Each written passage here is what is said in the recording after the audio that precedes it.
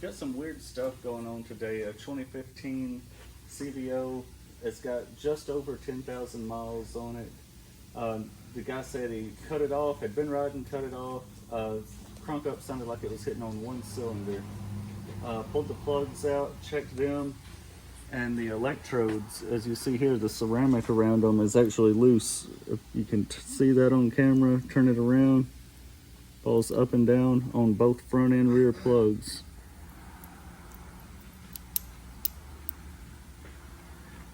We run a compression test on it though, instead of just throwing the new plugs in.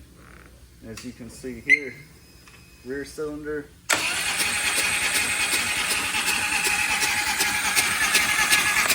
no compression. So even a new bike, low mileage bike, can still have problems. This bike appears to be mostly stock. It doesn't have just a bunch of crazy stuff done to it, but we're going to get into it and find out what his problem is.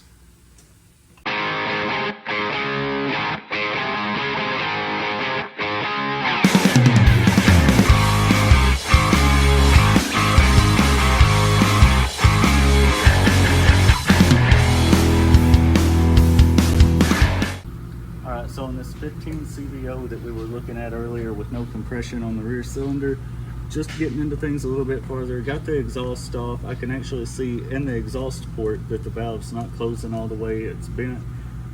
Pulled the air cleaner off, and the first thing I thought of was that it was going to be missing an air cleaner bolt, and sure enough it is. So we're going to pull this air filter off and see.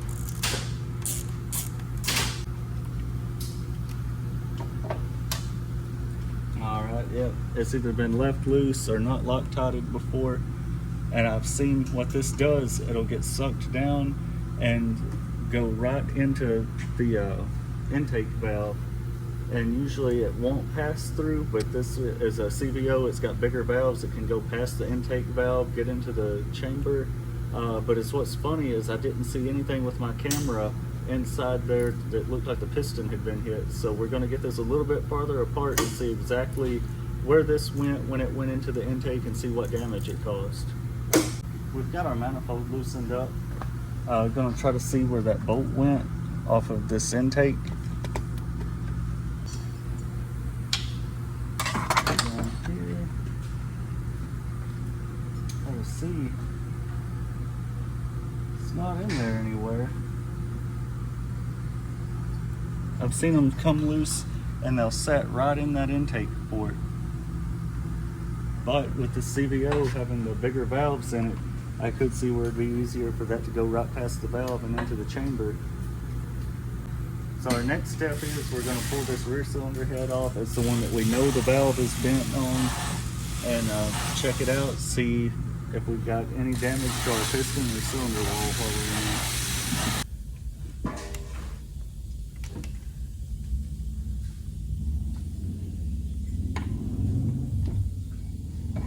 You can tell for sure that this intake valve, or the exhaust valve, my bad, is bent. You can see where something's been hitting the intake valve. I don't know if the lighting, yeah, you can get it right there. Yeah, exhaust valve definitely bent. That's why we didn't have any compression. Our leak down test failed. If we look at the top of the piston, it doesn't even look like anything passed through it. It might show up different on camera, but that's just where the carbon has come off of the piston. There's no damage to the piston. So it makes me wonder if there's any way that the piece that we're missing from the air cleaner went out the exhaust and into the pipe out on the road. There's been no damage to the top of our piston, but we do have a pretty deep scratch on this cylinder wall right here. There's a couple smaller scratches up and down that's not too bad to worry about, and it may be hard to see on camera, but pretty good scratch right in that back corner that goes all the way down.